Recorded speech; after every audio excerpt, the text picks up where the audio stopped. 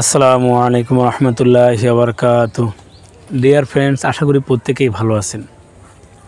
তো বন্ধুরা, আজকে আমি আপনাদের সামনে যে ভিডিওটি নিয়ে হাজির হয়েছি তা হলো সজিনা পাতার বিশেষ উপকারিতা, যেটাকে মোরিঙ্গা বলা হয়। এটির বিষয়ে আপনারা ইউটিউব, গুগল যে কোনো সার্চ ইঞ্জিনে সার্চ দিলেই আপনারা দেখবেন এ বিষয়ে হাজারো ভিডিও। কোনো ভিডিওতে বেশ অতিরঞ্জিত করে অনেক কথাই আলোচনা করা হয়েছে। তো বন্ধুরা, এর উপকারিতার কথা বলতে গেলে শেষই হবে না। দীর্ঘ সময় আলোচনা করলেও এর উপকারিতার কথা বলে আমি শেষ করতে পারবো না। তো আপনারা দেখতে পাচ্ছেন যে একটি সজিনা বৃক্ষের ভিডিও, একটি সজিনা বৃক্ষের ছবি। তো বন্ধুরা, এটির পাতা ছোট ছোট এবং কিভাবে হয়, এর ফলটা দেখতে কেমন, এটি কিন্তু আপনারা ভালোভাবে জানেন। তো ভিডিওটি লম্বা হয়ে যাবে বিধায় আমি দীর্ঘ বর্ণনা দিচ্ছি না। শুধু এটির হাজারো গুণের ভিতর থেকে, হাজারো গুণ বলতে এটি রোগ প্রতিরোধ ক্ষমতা বৃদ্ধি করে, এটি শরীরের ক্যালসিয়ামের ঘাটতিকে দূর করে, এটির কলা, আপেল এর চেয়ে অধিক পুষ্টি গুণ সম্পন্ন হচ্ছে এই সজিনার পাতা। তো বন্ধুরা, এগুলো তো সাধারণত আপনারা জানেনই, কিন্তু প্রাইভেট যে সমস্যাগুলোর ক্ষেত্রে এটি কি উপকার পৌঁছায়, আমাদের কি কাজে লাগে। তো বন্ধুরা, এটি আমাদের শরীরের রোগ প্রতিরোধ ক্ষমতা তো বৃদ্ধি করে, আমাদের স্বাস্থ্যের উন্নতি ঘটায়।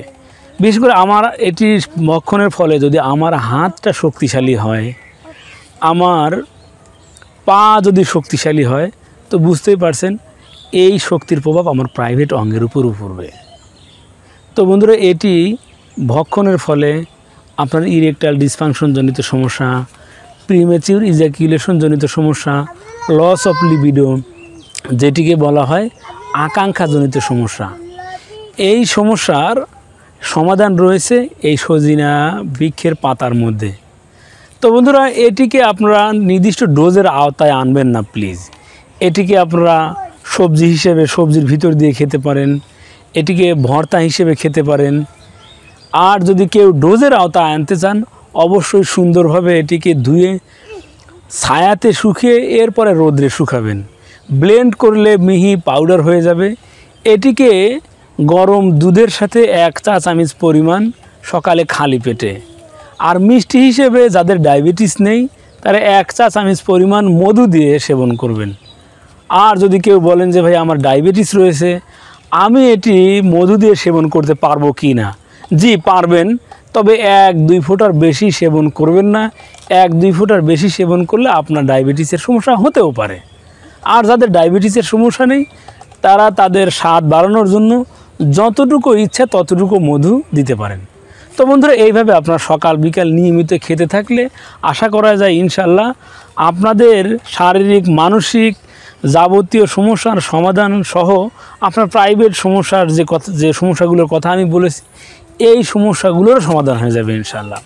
তো বন্ধুরা, অনেক ভাই আমাকে কল করে বলে থাকেন যে আমার ইরেকটাইল ডিসফাংশন জনিত সমস্যা রয়েছে, প্রিম্যাচিউর ইজাকুলেশন জনিত সমস্যা রয়েছে, অর্থাৎ বীর্য পাতলা, যাদের স্ত্রী সঙ্গমের শুরুতেই অল্প একটু চুম্বন আলিঙ্গন করতে না করতেই যাদের বীর্যপাত হয়ে যায়, তারা কিন্তু এটি নিয়মিত ভক্ষণ করতে পারেন।